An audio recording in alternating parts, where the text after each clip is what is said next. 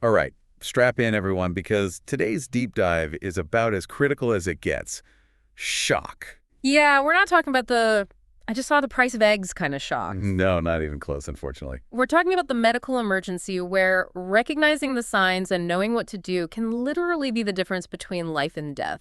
You've shared shock.txt with us, which seems to be quite the crash course in emergency medicine. It is, and we're going to break it down so you come away feeling prepared, not overwhelmed. Exactly. No defibrillators needed here. So when we talk about shock in a medical context, we're not just talking about someone feeling a little faint, right? Yeah. What's actually going on inside the body? It's much more serious than just feeling faint. Oh, yeah. We're talking about a situation where your body's tissues and organs aren't getting enough oxygenated blood. And that's a problem, obviously. A big problem. You see, blood is essentially the delivery system for oxygen and nutrients that keep everything running. Okay, so if the bloodstream is like the network of roads in a city, shock is basically like a major traffic jam. That's a good way to put it. Without that steady supply of oxygen, cells can't do their jobs, organs start to fail, and things can go downhill quickly. Shock.txt uses the phrase inadequate tissue perfusion. Right, inadequate perfusion, which essentially means those vital organs aren't getting the resources they need to survive. Exactly. And to make things even more complicated, there isn't just one type of shock. Oh, so it's not a one-size-fits-all situation. Nope. The source we're looking at today, shock.txt, it highlights four main types of shock: hypovolemic, cardiogenic, distributive, and obstructive. And knowing the difference is crucial because each type has different causes and needs a specific approach to treatment, right? Absolutely.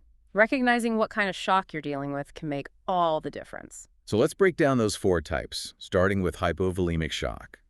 I'm hearing hypo, which makes me think of low volume, and volemic, which sounds a lot like volume. Am I on the right track? You are. Yeah. Hypovolemic shock is the most common type, and it happens when there's a significant loss of blood volume in the body. So like after a major injury or surgery. Exactly. Severe bleeding is a classic cause, but it can also happen due to severe dehydration. Because if you lose enough fluids, even without bleeding, your blood volume drops and your heart can't pump effectively. Precisely. Your heart's working fine, but it doesn't have enough fluid to actually pump. Like a car engine without enough oil. Mm. It might be in perfect working order, but it's going to seize up without that essential fluid. Exactly. Now, on the other end of the spectrum, you have cardiogenic shock. Cardiogenic. That makes me think of the heart itself, right? You got it. In this case, the problem isn't a lack of blood volume, but rather the heart's inability to pump effectively, even if there's enough blood. So the pump itself is failing. Exactly.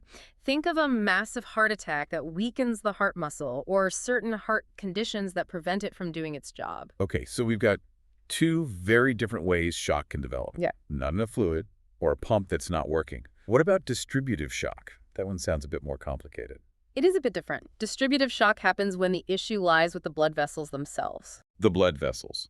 So not the volume of blood and not the heart pumping, but the actual pipes themselves. Exactly. In this case, the blood vessels lose their tone and become overly dilated. They get wider, which causes a drop in blood pressure, even if the heart is pumping just fine and there's enough blood volume. So even if the pump is strong and there's plenty of water, the pipes themselves are too wide to maintain the pressure. You got it. A prime example of this is septic shock, a life-threatening condition that can result from a severe infection. Right, septic shock. And the infection basically causes this widespread dilation of blood vessels. Exactly. And then we have a final type, obstructive shock, which is more straightforward. Obstructive.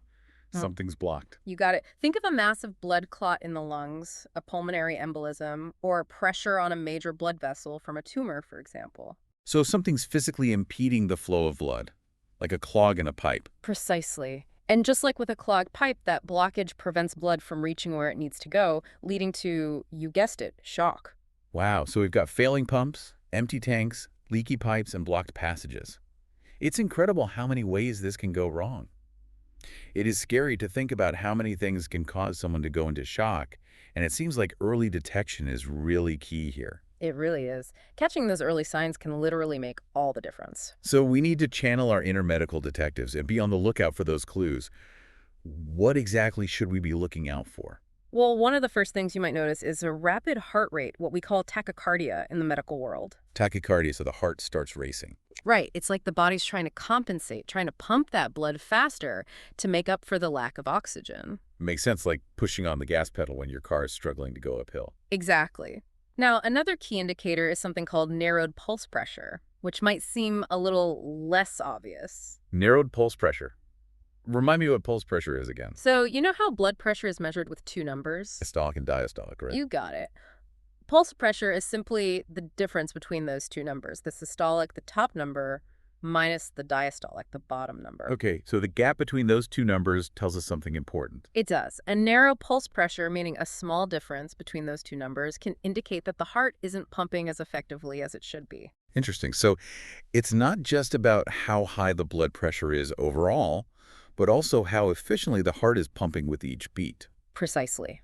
And along with a rapid heartbeat and narrowed pulse pressure, you also want to pay close attention to the skin, particularly in the extremities like the hands and feet. What should we be looking for? Cool and clammy skin is another big red flag. Because the body is trying to conserve heat and direct blood flow to the most vital organs. You got it.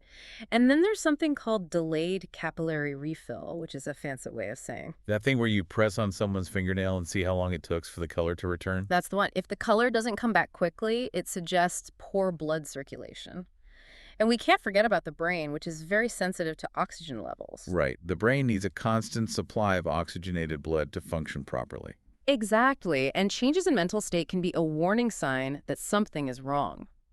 So someone who's confused, disoriented, or not acting like themselves. Exactly. Shock.txt really emphasizes how those changes in mental status, whether it's anxiety, restlessness, or even just seeming a bit off, should always be taken seriously. It sounds like recognizing shock is all about connecting those dots, taking all these different signs together to get the full picture, right? It absolutely is. It's like putting together a puzzle. One piece by itself might not tell you much, but when you start putting them all together, you get a much clearer picture. And that's where that trust your gut factor comes in, right? Exactly.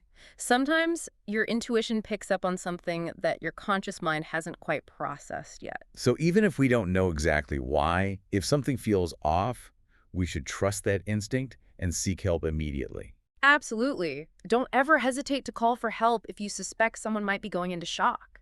It's definitely a good reminder to trust those gut instincts, better safe than sorry, especially in an emergency.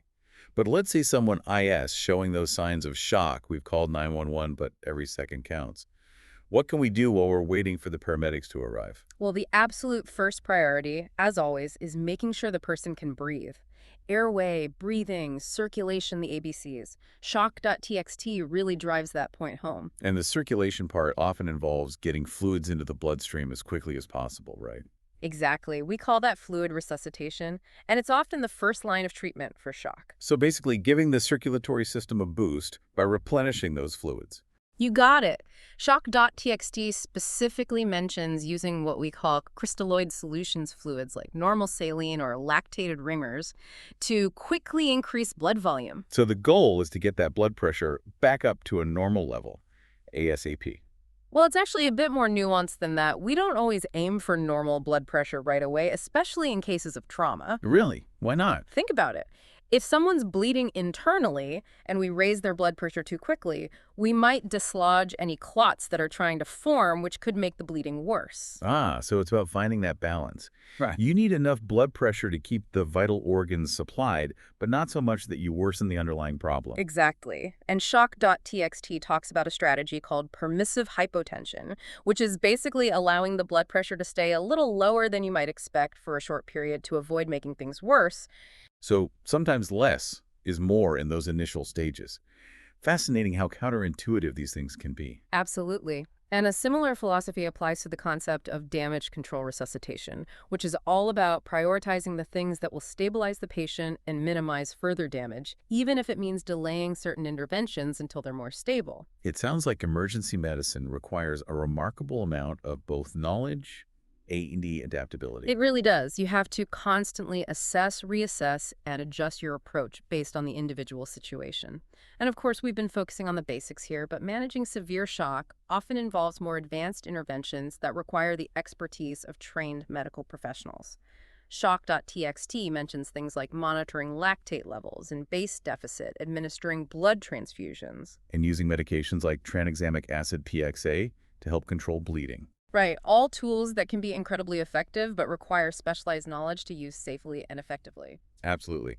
And speaking of specialized knowledge, are there any unique considerations when it comes to recognizing and managing shock in specific populations, like children or older adults? That's a great question, and it's something shock.txt touches on. Children, for example, can be particularly tricky because they have a remarkable ability to compensate in the early stages of shock. So they might seem surprisingly okay at first, even if they're in serious trouble. Exactly. Their bodies are great at masking the signs, at least initially, but then they can deteriorate very quickly if the underlying problem isn't addressed. That makes it even more important to be vigilant and not downplay any potential signs of shock in kids. What about older adults? Any special considerations there? Absolutely. Older adults often present differently than younger adults. They might not have the same textbook signs, or they might have underlying health conditions that complicate the picture. So it all comes back to that individualized approach, considering the person's age, medical history, and the specific circumstances. Exactly.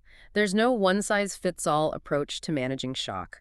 But if there's one thing I hope our listeners take away from today's deep dive, it's this. Early recognition is key.